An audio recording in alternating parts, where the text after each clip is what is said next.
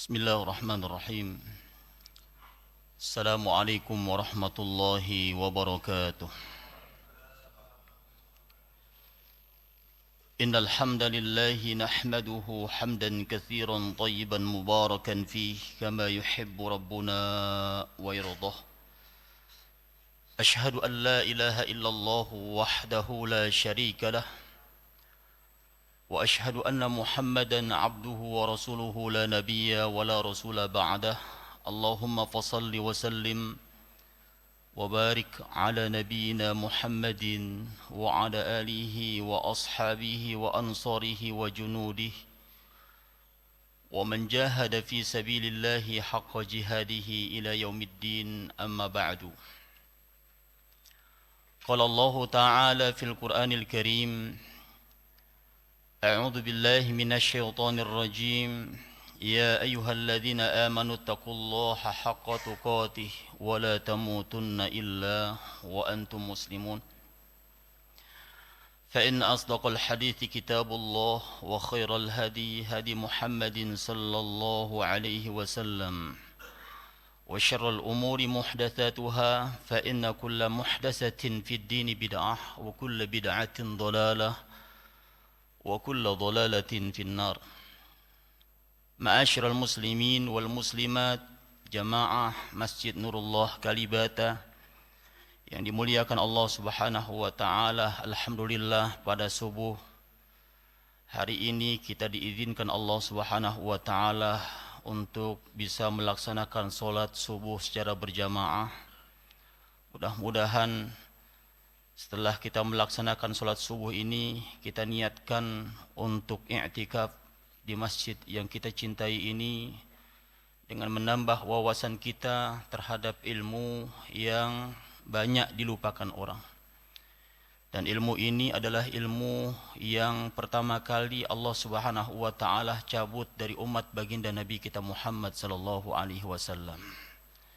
Yang tidak lain adalah ilmu faraid atau ilmu waris. Alhamdulillah, dalam bulan ini dan juga bulan yang akan datang, sesuai dengan jadwal yang masuk kepada kami dari Markas Waris Andara, kemarin telah kita adakan safari dakwah terhadap ilmu yang mulia ini yang Allah Subhanahu wa taala langsung atur dalam proses pembagiannya di kota Gorontalo, dan insyaallah pada awal daripada bulan Ramadan, insyaallah taala, jikalau Allah Subhanahu wa taala kehendaki dan izinkan, maka kami akan berangkat ke Filipina di Mindanao untuk juga berbagi kepada kaum muslimin yang ada di Filipina untuk mereka mempelajari satu kekhususan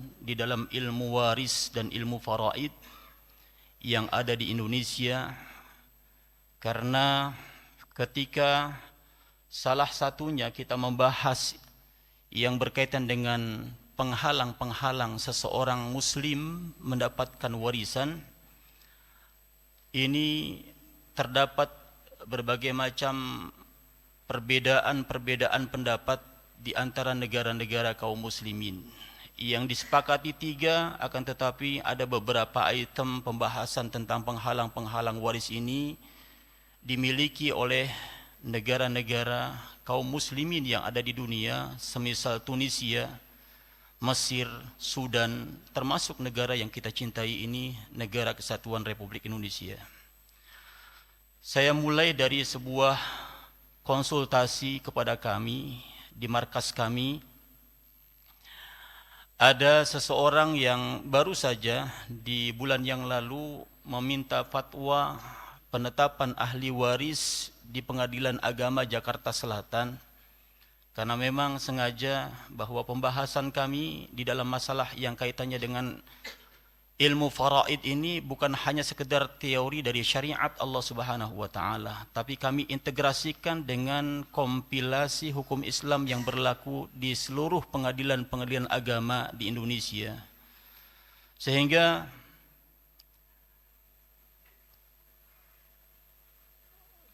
kasus yang masuk kepada kita saya kategorikan sebagai salah satu penghalang yang khusus ada di Indonesia. Tetapi ini menyalahi syariat Allah Subhanahu wa taala. Ada sebuah keluarga yang berkonsultasi bahwa ahli waris yang ditinggalkan oleh pewaris itu adalah istrinya, 2 anak perempuan, dan tidak ada anak laki-laki. Ayah si pewaris sudah wafat, ibu si pewaris sudah wafat, tetapi masih memiliki saudara kandung. Jadi pewaris ini masih memiliki saudara kandung baik laki-laki maupun perempuan. Di dalam pendapat para ulama madhab yang diambil dari Al-Quranul Karim yang tidak lepas pembagian waris ini, kita bisa buka Al-Quranul Karim surah An-Nisa ayat 11, surah An-Nisa ayat 12, surah An-Nisa ayat 176. Jikalau pewaris hanya memiliki anak perempuan, maka ketika tidak ada ayah pewaris dan ibu pewaris, maka saudara-saudara kandung pewaris ini masih dikategorikan sebagai ahli waris. Bahkan saudara seayah, saudara seibu pun bisa dapat. Bukan hanya saudara sekandung.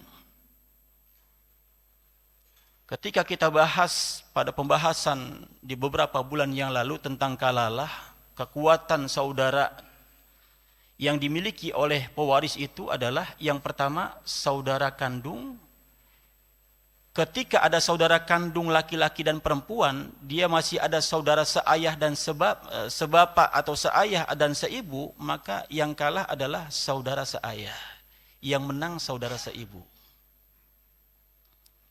Itu ketentuan ketika kita telah membahas masalah yang berkaitan dengan kalalah.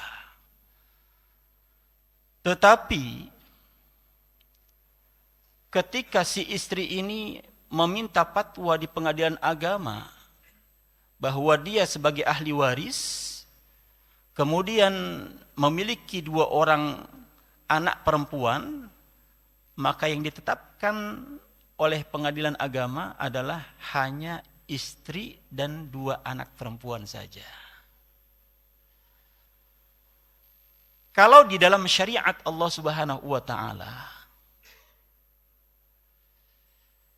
diajarkan oleh para ulama-ulama mazhab, dan ini tidak ada pertentangan, tidak ada perselisihan di antara para ulama mazhab, bahwa ketika pewaris hanya meninggalkan istri dan anak perempuan, maka saudara kandung, jikalau saudara kandung itu ada, dia masih dapat, Pak. Dapat sisa. Istrinya mendapat 1/8. 2 anak perempuan dapat 2/3. Sisa dari 1/8 dan 2/3 itu buat saudara kandung. Namun yang terjadi, paman-paman daripada anak perempuan ini datang kepada kami, Ustadz, di pengadilan agama kami tidak dimasukkan sebagai ahli waris karena ternyata anak perempuan menghijab saudara-saudara kandung ayahnya. Ketika ditelusuri, benar adanya bahwasanya Mahkamah Agung menetapkan kasasi terhadap ahli waris yang hanya meninggalkan istri dan anak perempuan, maka anak perempuan itu menghijab, menghalangi saudara kandung si pewaris itu mendapatkan warisan. Ini kalau misalnya ada jamaah yang punya kasus semacam ini, karena ini adalah kasasi, maka insya Allah terus diupayakan jangan sampai pembagian semacam ini melanggar syariat Allah Subhanahu wa taala. memang di dalam kompilasi hukum Islam hanya dikatakan anak. Sebagaimana penafsiran dari surah An-Nisa ayat 176. Jikalau tidak ada ayah dan anak laki-laki, waladun. Laisa lahu waladun. Tidak punya anak. Para ulama berselisih pendapat. Ada yang mengatakan waladun itu sesuai dengan konteks bahasa Arab, artinya anak laki-laki. Jikalau anak perempuan, maka tidak dapat menghijab. Ulama ahlu sunnah wal jamaah ketika membahas masalah kalalah, waladun itu juga ikut anak perempuan di dalamnya. Dan Syiah memiliki penafsiran yang sama dengan ahlu sunnah, anak perempuan pun ikut ketika Allah subhanahu wa ta'ala katakan, laisa lahu waladun. Tetapi perbedaan antara ahlu sunnah dengan Syiah, kalau ahlu sunnah, anak perempuan itu hanya hijab nuqsan. Apa itu hijab nuqsan? Penghalang yang tidak menghalangi saudara kandung si ayahnya atau saudara kandung si pewaris tidak mendapatkan 100%, dia hanya dikurangi saja. Tapi kalau Syiah dengan berbagai macam aplikasi-aplikasi ilmu faraidnya, ilmu warisnya, maka mazhab Syiah ini anak perempuan menghalangi seperti kondisi anak laki-laki menghalangi segala sesuatu yang ada di sampingnya. Dan Mahkamah Agung di Indonesia lebih memilih pendapat Syiah dalam permasalahan ini. Maka sedianya, karena di dalam kompilasi hukum Islam pun belum ditetapkan antara anak laki dengan anak perempuan, dan bahkan tidak ada dasar hukumnya, maka insya Allah jika jamaah memiliki permasalahan semacam ini, maju terus kepada Mahkamah Agung untuk mendapatkan bagiannya. Karena pada hakikatnya tidak ada perbedaan di antara ulama-ulama madhab ahlus sunnah wal jamaah. Mulai dari madhab Imam Malik, Imam Hanafi, Imam Syafi'i, Imam Ahmad bin Hanbal, semuanya sepakat bahwa ketika ahli warisnya hanya istri dan anak perempuan, maka anak perempuan tidak menghijab secara keseluruhan. Dia hanya menghijab bagian-bagiannya saja. Hadirin ma'asyiral muslimin yang dimuliakan Allah Subhanahu wa taala. Sebagaimana di negara-negara lain seperti Mesir, mereka memiliki pemahaman tentang penghalang waris yang berbeda-beda. Dari perbedaan itu, beberapa masalah di pertemuan yang lalu sudah kita bahas. Namun untuk melengkapi dari pembahasan kita, agar gradasi dan terstruktur pembahasan kita, maka kita coba untuk mengulang kembali apa di antara penghalang-penghalang seseorang mendapatkan warisan yang disepakati oleh para ulama-ulama dan yang tidak disepakati oleh para ulama. Saya ambilkan dari perkataan guru kami, Dr. Syekh Sarhan Ibn Ghoza Al-Utaibi di dalam kitab Ilmu Faraid sebagai pengajar dari Ummul Qura Makkah Al-Mukarramah. Kata beliau, kama anna lil irsi asbaban yatawarasu biha syakhsani fa innahu tujadu mana'i tamna'u tawarus baina syakhsain wa yumkinu ijmalu hadhihi al mana' fi ma yali. Sebagaimana orang kalau dia mendapatkan waris karena asbabnya ada 3, Pak. Karena kerabatan, famili, hubungan perdarahan di antara mereka, kemudian karena pernikahan dan karena memerdekakan budak. Itu 3 perkara asbab mendapatkan warisan dari pewaris. Dan ternyata sebab-sebab seseorang itu dapat terhalang dari pembagian waris pun ada 3 yang disepakati oleh para ulama. Yang pertama adalah ikhtilafuddin, berbeda agama. Baik dia kafir atau saudara kita murtad, wa iyadzubillah. Ketika kita bahas masalah perbedaan agama sebagai penghalang waris, maka di dalamnya ada perkataan 3 pembahasan ulama di dalam menduduki permasalahan perbedaan agama ini. Yang pertama, ayyakunal mayit musliman.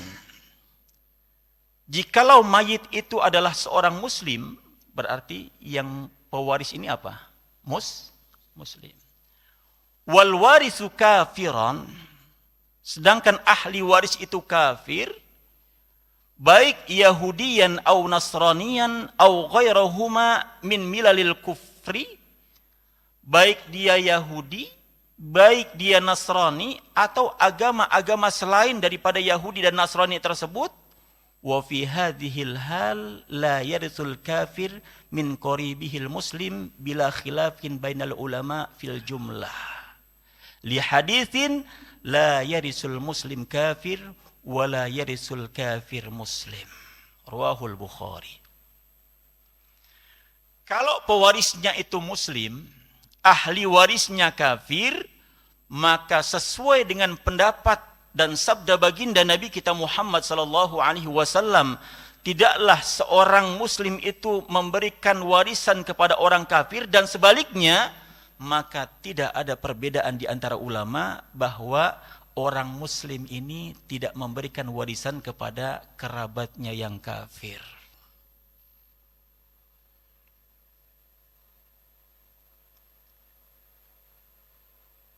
Ketika implementasi ini di Indonesia, jangan ditelan mentah-mentah, Pak. Memang benar bahwasanya muslim itu tidak mewarisi terhadap keluarganya yang kafir. Ini kesepakatan di antara para ulama-ulama. Akan tetapi dalam beberapa pasal termasuk daripada penjelasan Mahkamah Agung yang menjadi dasar untuk penetapan para hakim di pengadilan agama, bahwa ketika ada kita punya anak yang non-muslim atau murtad, ketika kita datang ke pengadilan agama untuk minta penetapan ahli waris, maka tetap di pengadilan agama anak yang murtad atau yang non-muslim itu masih dikategorikan sebagai orang yang mendapatkan warisan dari ayah yang wafat. Jadi kalau kita punya adik misalnya ya, waliya'udzubillah, semoga tidak terjadi, tapi kondisi pada zaman saat ini mudah saja orang ketika dia sudah muslim, kemudian dia murtad, maka kondisi semacam ini di pengadilan agama masih wajib dimasukkan sebagai ahli waris kita. Hanya saja diatur di pengadilan agama, karena memang semua ulama-ulama ahlus sunnah sepakat bahwa dia bukan ahli waris, maka dia hanya mendapatkan uang kerahiman saja. Sehingga dengan ketika kita bagi sebagai uang kerahiman, hatinya akan luluh untuk bisa masuk ke dalam Islam lagi, kembali kepada Islam.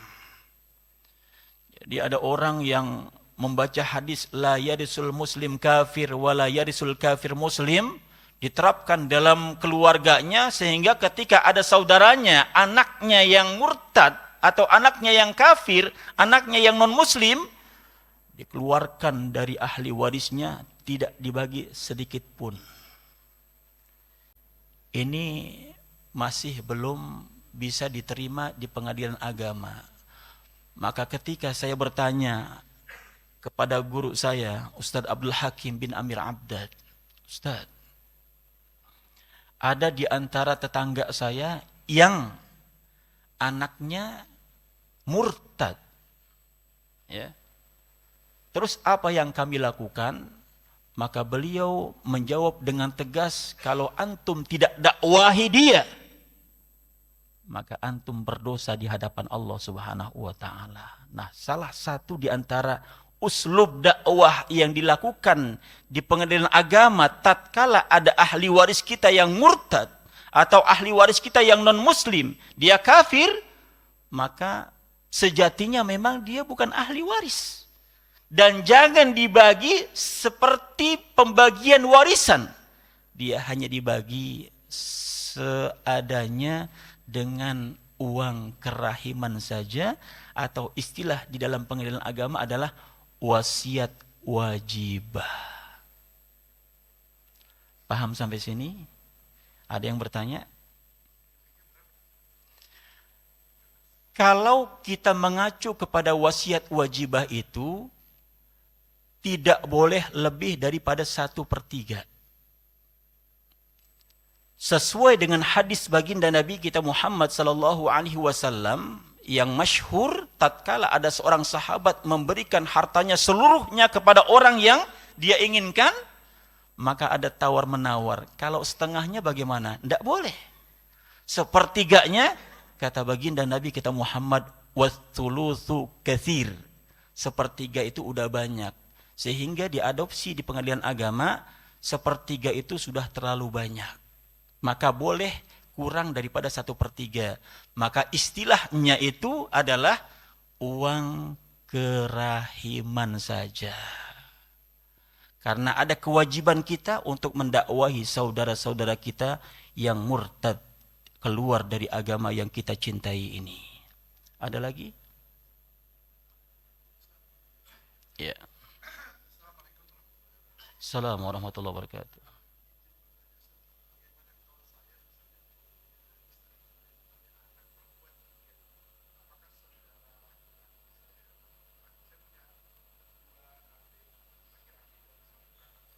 Iya.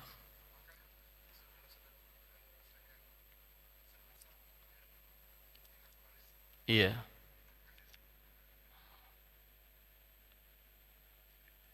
Ketika ada permasalahan yang hampir mirip tadi saya ungkapkan ya, ahli waris kita kemungkinan hanya istri, kemudian anak perempuan, baik 1, 2, 3 atau 4, atau sebanyak-banyaknya anak perempuan, ya. Walaupun di pengadilan agama itu diputuskan bahwa saudara kandung si pewaris itu tidak menjadi ahli waris, jangan ikuti, Pak. Karena ini menyimpang dari syariat Allah Subhanahu wa taala. Ya. Ini kalau kita ceramah di hadapan ibu-ibu nih, ya paling senang dia.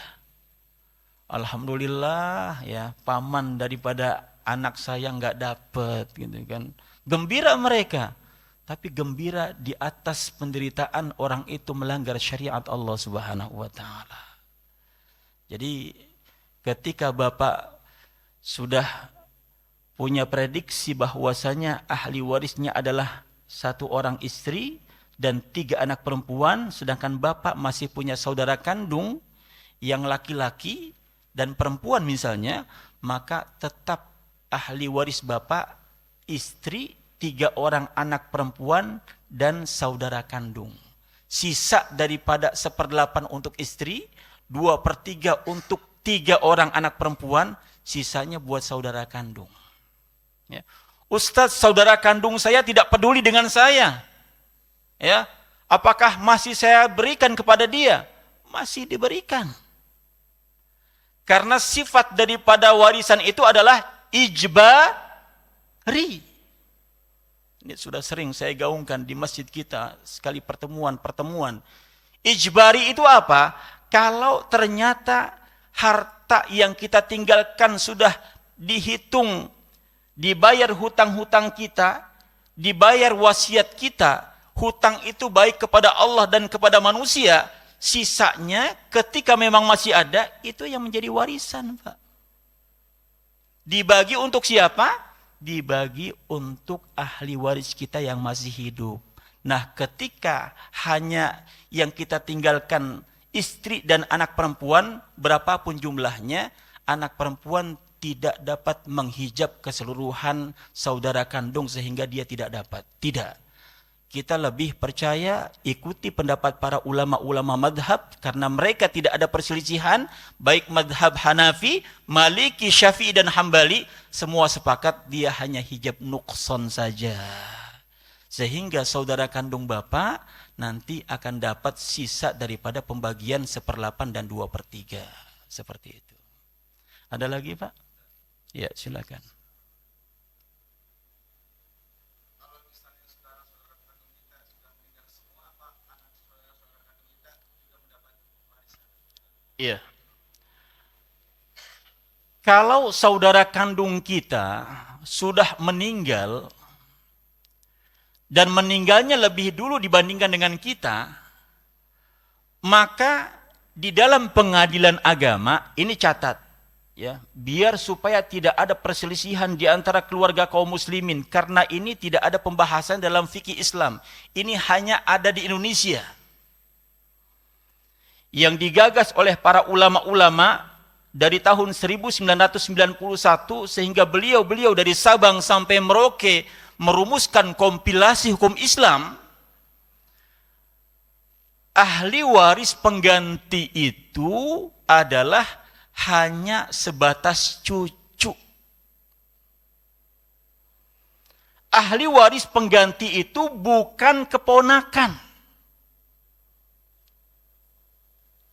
Ini pun sebetulnya pembahasannya kaitannya dengan penghalang-penghalang warisan. Misalnya begini.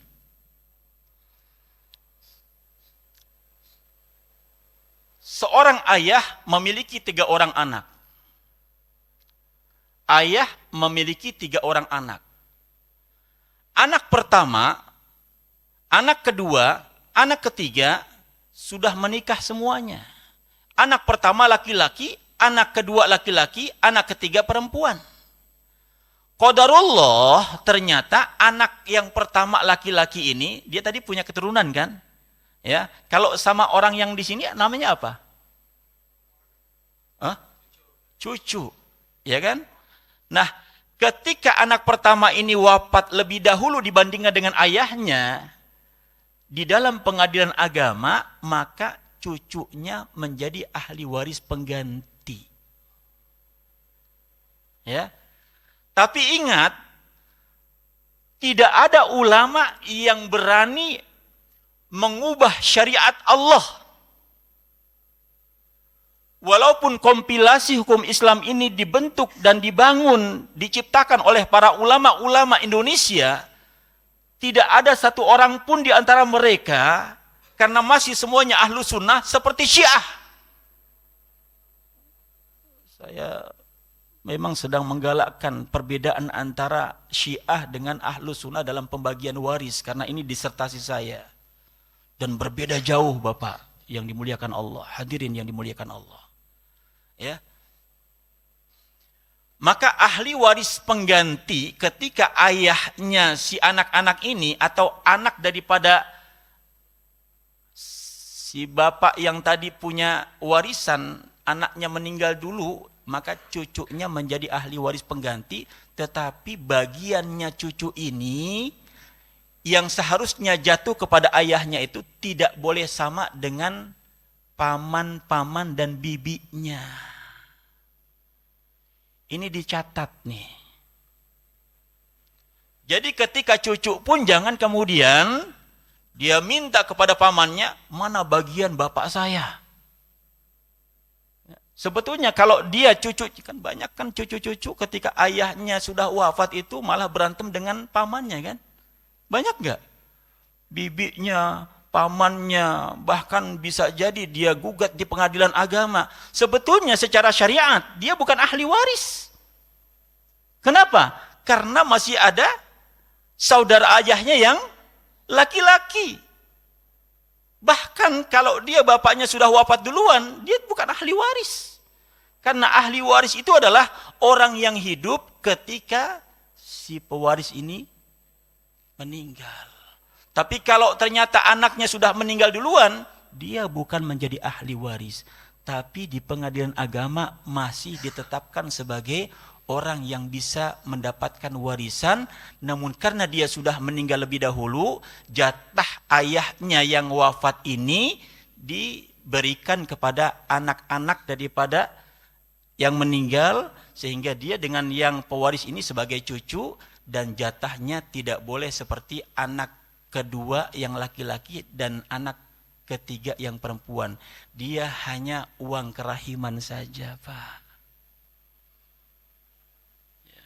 Ini yang harus kita jelaskan kepada cucu-cucu. Kadang-kadang Masya Allah, ya cucu bukan ahli waris, ya, tapi paling depan jadi provokator. Betul. Banyak kejadian semacam itu. Harus dijelaskan, Anda bukan ahli waris. Yang pertama karena bapak Anda sudah meninggal lebih dahulu. Kalaupun Anda bisa menjadi ahli waris, bisa. Kalau dia tidak memiliki anak lain yang laki-laki. Ya. Itu pun si bapaknya harus meninggal setelah si pewaris ini. Jadi begitu, Pak. Jadi kalau saudara kita sudah wafat lebih dahulu, kemudian apakah jatuh kepada keponakan kita? Misalnya kan seperti tadi itu ya, ahli warisnya istri, kemudian anak perempuan, ada saudara kandung, tiba-tiba saudara kandung sudah meninggal lebih dahulu, begitu kan? Apakah keponakan daripada si pewaris ini akan mendapatkan warisan? Di dalam pengadilan agama dan diputuskan di antara para ulama-ulama juga, dia bukan ahli waris pengganti, karena ahli waris pengganti hanya jatuh kepada cucu saja. Paham ya Pak ya? Oke. Jadi kita lanjutkan. Ada lagi yang bertanya?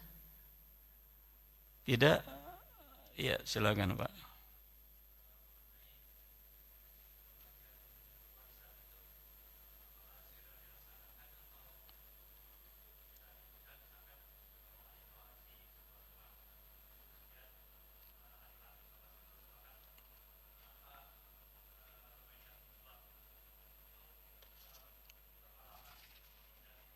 Iya. Ini sudah kita bahas di beberapa pertemuan yang lalu ya, kapan pembagian waris itu diberikan atau dilaksanakan. Ayatnya sangat jelas kembali kepada peraturan Allah Subhanahu wa taala, An-Nisa ayat 11, An-Nisa ayat 12. Ya, bahkan 4 kali Allah Subhanahu wa taala bilang.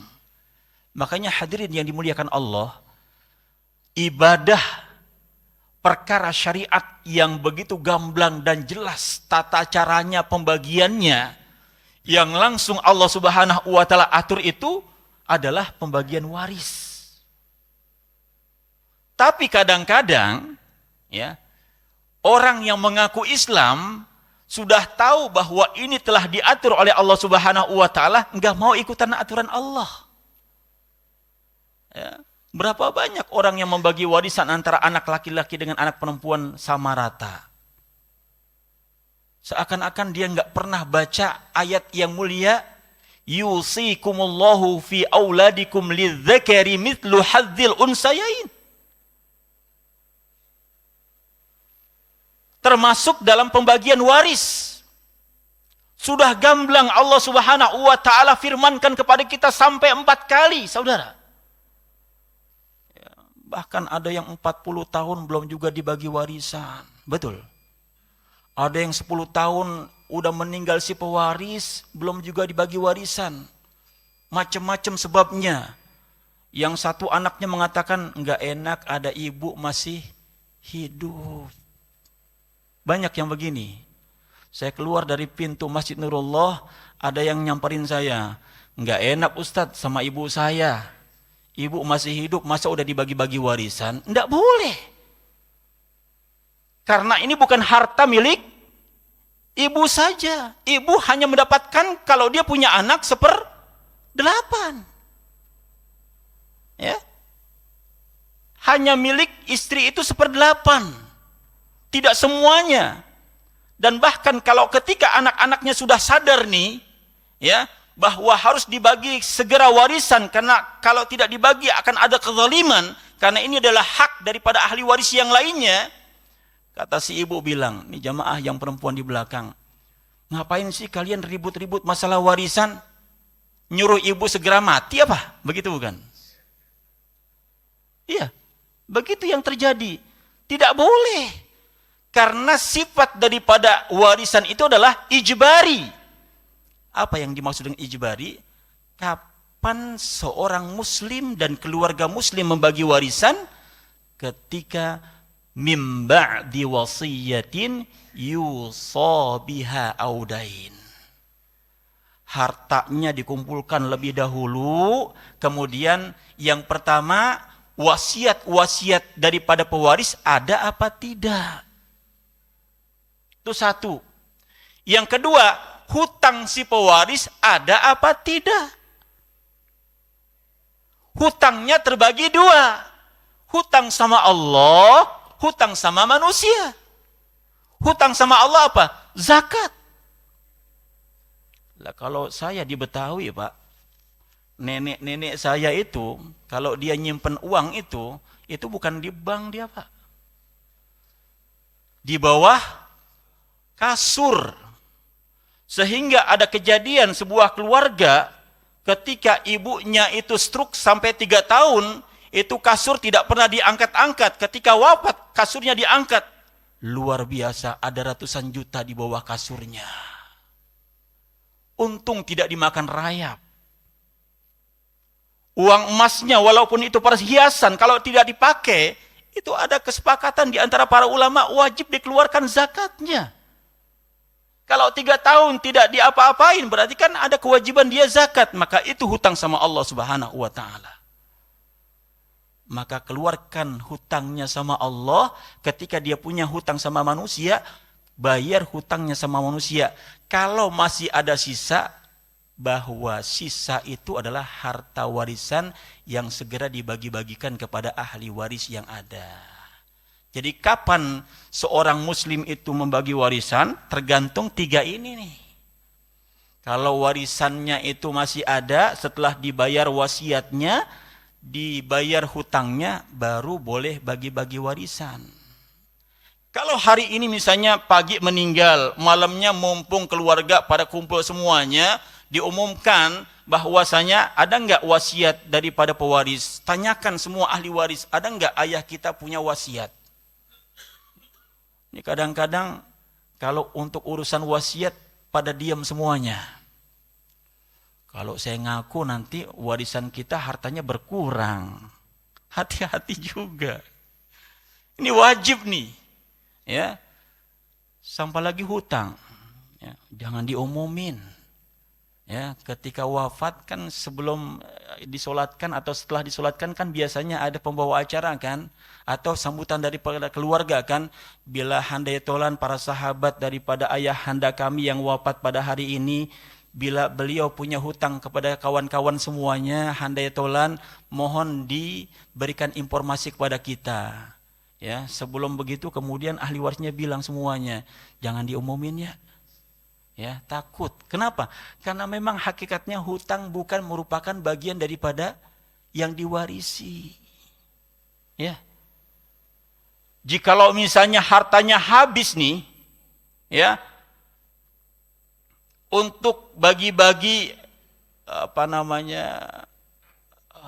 hutang, untuk dibayarkan hutang, maka tidak ada warisan yang ditinggalkan yang sudah. Ya. Tapi walaupun hutang itu bukan warisan, jangan kemudian kan hutang bukan warisan. Bagaimana akhirnya? Nggak usah kita umumin saja, biar hartanya bisa kita jadikan sebagai harta warisan. Nggak boleh, Pak. Tunaikan dulu itunya. Kalau ternyata hutangnya lebih banyak nih, ya, tidak ada harta yang diwarisi, maka cukup bagi ahli waris membayar hutang dari harta peninggalan si pewaris saja. Kalau bapak dilaporkan ke pengadilan negeri atau pengadilan agama, insya Allah selamat, Pak. Bapak tidak akan dipenjara karena hukum yang berlaku di Indonesia berdasarkan syariat Allah Subhanahu wa taala dan pendapat para ulama mazhab, bahwa hutang itu hanya dibayar sesuai dengan peninggalan harta pewaris saja. Tapi juga jangan dipolitisasi. Ya. Karena disinyalir bahwa hutangnya banyak, jangan diumumkan aja biar kita punya dapat harta warisan. Ini pun tidak dibolehkan Bapak sekalian. Jadi paham ya Pak ya? Kapan harta warisan itu diberikan kepada ahli waris, jangan sampai puluhan tahun, jangan. Ya. Cuma satu syaratnya dari Allah Subhanahu wa taala, mim ba'di wasiyatin yusa biha audain. Wasiatnya ditunaikan, hutangnya dibayar, baru bagi-bagi warisan kalau masih ada sisanya. Oke. Ada pertanyaan lagi? Ya, silakan. Assalamualaikum warahmatullahi wabarakatuh.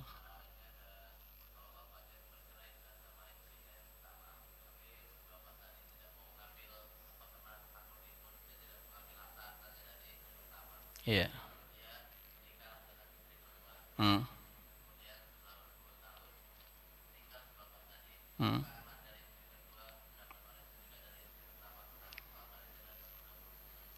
Iya. An-Nisa ayat 7. Allah Subhanahu wa taala berfirman terhadap harta peninggalan yang ditinggalkan oleh pewaris itu adalah mimma qalla minhu au katsur. Harta warisan itu baik banyak maupun sedikit harus dibagi habis.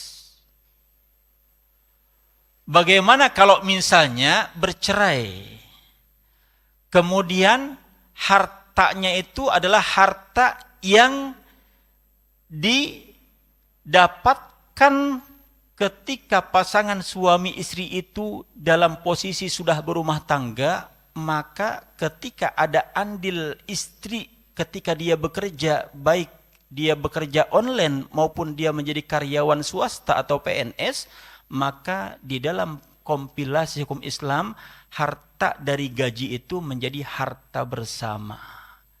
Kalau tidak mengetahui prosentasenya berapa-berapanya, maka di pengadilan agama dipukul rata 50-50.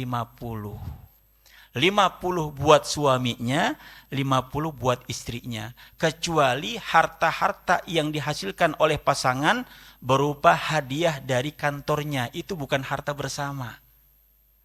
Dapat bonus tahunan, dapat mobil misalnya, itu bukan harta bersama Pak. Itu harta pribadi dari pasangan yang mendapatkan hadiah dari kantornya. Ya. Yang dimaksud dengan harta bersama adalah hasil kerja saja, gaji. Ya. Termasuk nafkah yang Bapak berikan kepada istri Bapak, itu bukan harta bersama. Masalahnya di kita ini, masalah nafkah ini masih ada gelondongan. Gaji 5 juta diberikan istri 5 juta, 5 jutanya. Itu laki-laki atau suami belum punya harga diri Pak. Catat nih. Ya. Nafkah yang diajarkan Rasulullah SAW itu adalah nafkah buat pribadi, utamakan dulu. Kalau Bapak punya gaji 5 juta, Bapak sisihkan 2 juta. Ya, jangan 5 juta diberikan kepada istri. Bapak punya harga diri. Ya, kalau ini masjid kan apartemen, nggak pakai kendaraan. Kalau masjid-masjid di luar kan ketika ada seorang muslim pergi ke masjid kan dia pakai motor atau pakai mobil kan. Satu ketika ternyata motornya kempes bannya. Ya, jaraknya 500 meter dari masjid. Ya, ketika ditanya, kenapa kok motornya dituntun kempes? Lah, enggak ditambal, kagak punya uang. Lah, kenapa enggak punya uang? Kan gaji 5 juta sudah saya berikan kepada kamu. Ya. Kadang-kadang ngerokok juga kadang-kadang begitu ya. Ya, asem banget nih mulut. Kenapa? Ya, belum ngerokok. Lah enggak beli, kagak punya duit. Kenapa? 5 juta sudah saya berikan ke kamu. Sehingga apa yang kita berikan kepada istri diminta lagi. Kadang-kadang yang kita minta dengan yang kita berikan lebih banyak yang kita minta. Betul? Maka seharusnya Nabi Muhammad SAW tatkala ditanya tentang nafkah buat pribadi, dahulukan dulu. Baru istri, baru anak, baru keluarga. Ini konsep Rasulullah SAW dalam pemberian nafkah. Sehingga ketika ada harta yang bapak berikan kepada istri bapak, ya, dia tabung dari 5 juta itu 500 ribu, dia tabung ternyata Masya Allah sampai ratusan juta. Ketika ada bercerai atau ada kematian salah satu pasangan yang 500 ribu ditabung oleh istri bapak, jangan akui bahwa itu adalah uang bapak atau harta bersama. Itu uang wajib milik istri kita. Karena nafkah itu adalah kewajiban suami. Ya. Nafkah kewajiban suami. Nah, ketika suami tidak mau untuk meminta atau mendapatkan yang 50% itu, ya, sebaiknya jangan, Pak. Karena nanti ketika dia menikah dengan istri yang lain, ya, ketika dia sudah ditinggalkan oleh istri pertama, misalnya wafat atau mungkin bercerai misalnya, wajib dia minta 50%-nya karena dia nanti akan wariskan kepada keturunan dari istri yang lainnya. Kalau dia memang tidak mau juga, ya, jangan kabari kepada istri keduanya atau istri setelah istri pertama meninggal atau ketika istri sudah bercerai. Jangan kabari, ya. Karena apa? Karena bapak sendiri yang tidak mau menerima itu. Ya, seperti itu. Jadi wajib walaupun sedikit atau banyak tetap, Pak, diminta bagiannya. Ya, karena banyak juga orang karena menganggap dirinya sudah kaya, tidak perlu untuk mendapatkan warisan dari orang tuanya. Ini pun salah. Kalau bapak tidak mau mendapatkan warisan daripada orang tua bapak yang memiliki harta, bapak harus musyawarahkan dengan keluarga bapak dulu.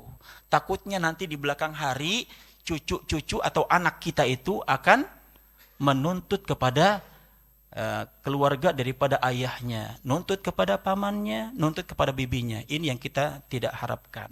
Oke. Paham? Yang terakhir, ya, ayyakuna mayit kafiran wal waris musliman wa fi hadhil hal la yarisul muslim qaribahu kafir fi qauli jumhur ahli ilmi bidalil hadis sabiq. Kalau ternyata yang meninggal adalah orang kafir, ya, yang ahli warisnya muslim, bagaimana? Di sini ada beberapa perbedaan pendapat di antara ulama.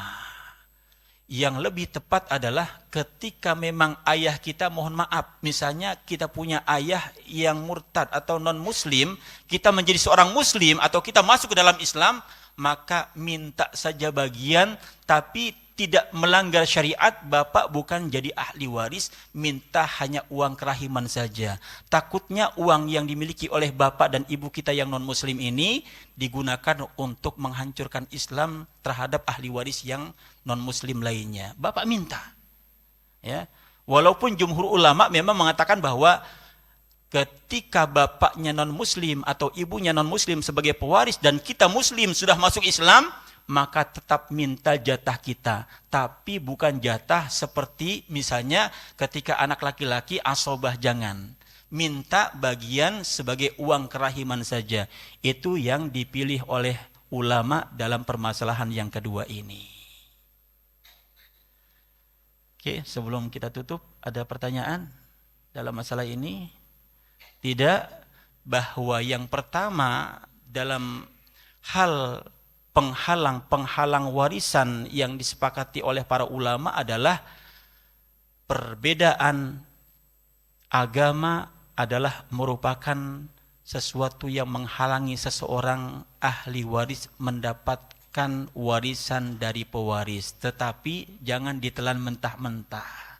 Ada unsur-unsur yang lain yang insya Allah ini buat bermanfaat dan ini pun diakomodir baik dalam kompilasi hukum Islam yang berlaku di Indonesia khususnya dan juga pendapat daripada ulama sebagaimana tadi sudah kita sebutkan di majelis ini. Wallahu a'lam bishawab. Subhanakallahumma wa bihamdika asyhadu an la ilaha illa anta astaghfiruka wa atubu ilaik. Wabillahi taufiq wal hidayah. Assalamualaikum warahmatullahi wabarakatuh.